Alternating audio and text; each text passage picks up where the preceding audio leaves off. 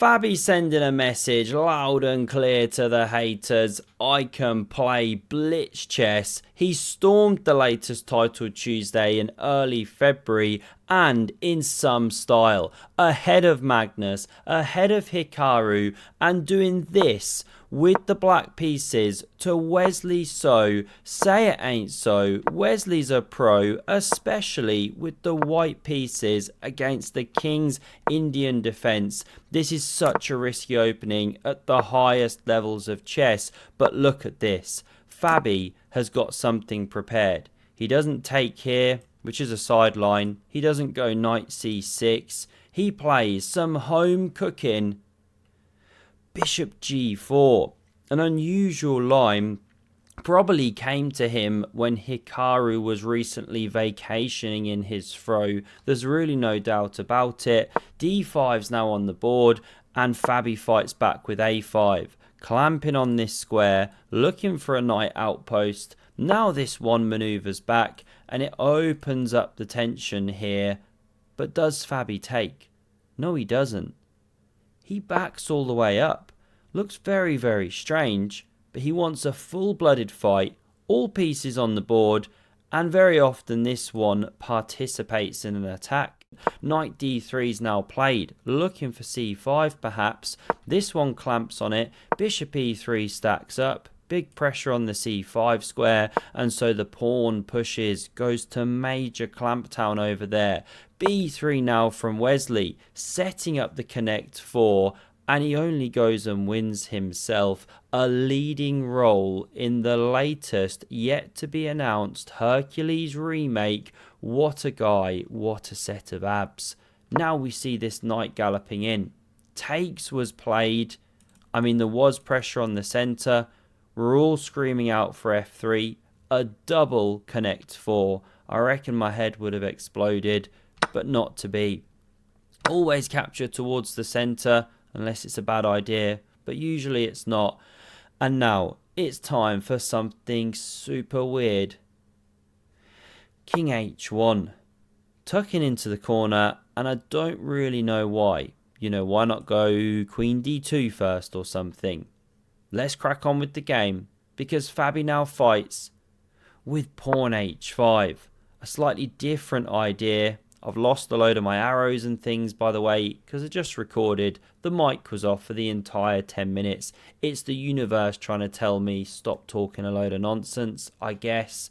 Pawn's on the way now, and so this one pushes. Stops that structure with the thorn pawn.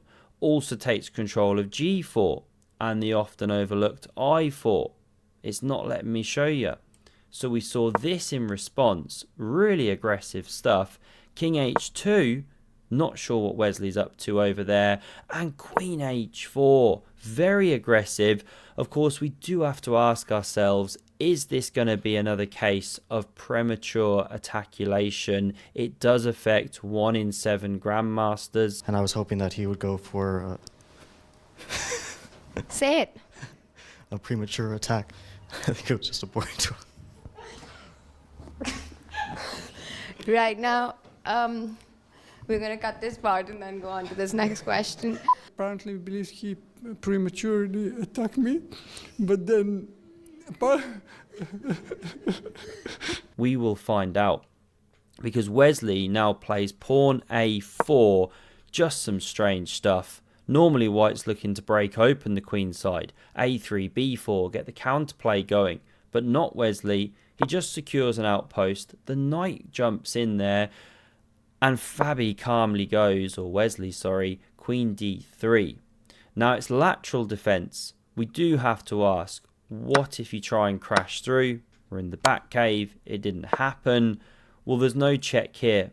So you have to try something like this, rip stuff open, and this is one of the stronger moves. Open up the lateral defense. White's okay, but black definitely has play for the 2 pawns gained for that piece. So let's run back. Not played. Instead, pawn f5. Fabi roars like a mighty chess lion. Many top pros do. And this is a massive blunder. Better was pawn f3. Maybe look for bishop f2. Kick the queen out. Why is this so bad? What's the top move? This is second top move, by the way, or this. Pawn e4 is the absolute killer. Fabi plays it. Because now, if the queen backs up, you can play this, king stepping back, and rook takes is actually very strong. Look at all the pieces in the attack. If bishop ever takes, rook recaptures, really dangerous. And you're just not long for this world with white.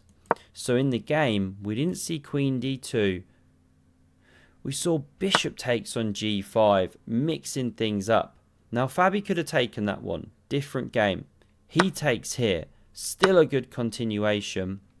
He now emerges, after all the dust clears, an exchange ahead. Takes on the long diagonal there, sliding down that chocolate slide. Does some dark squared play for white. Some knight roots, but it's tough. Especially when the pawns start getting tickled. Knight b5 goes for the play.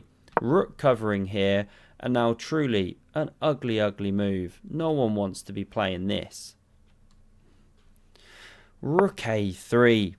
I mean, that's a sign that bad things are on the way. Fabi takes the open lane.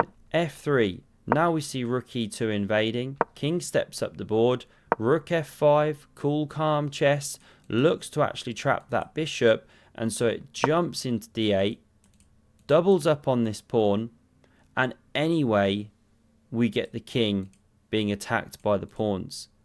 This is actually really strong, because if takes, there's this trapping line, and if king takes, there's this mating net line. Very nice stuff. So this is strongest, but g5 from Fabi, looking for similar ideas. So h4 fights back. Apparently knight c3 best. Let's follow the game. Takes now with check. Bishop recaptures. The rook simply backs up to cover the pawn here. Not like that. Like that. Bishop g5. Rook g7 pin and win. And so after f4 is played, looks like a small cemento. But this guy interrupts with all its matter of truth. Knight stepping back into the game. Yes, a fork, but you can't actually do anything with it because black takes with check. King side steps. The bishop finds a home here, escaping the attack, still covering the rook. This one re-enters the game. Finally, Franken rook back to life. Rook c2 hits the knight, and it's back on this awful circuit. King h7, rook e1, trying for that counterplay down here. But bishop e2 interrupts it. Bishop f6 now allows in the rook. It's going from bad to worse for Wesley. This one jumps back and the king is fully boxed in. You're about to shut the trap. If only you could get a check in.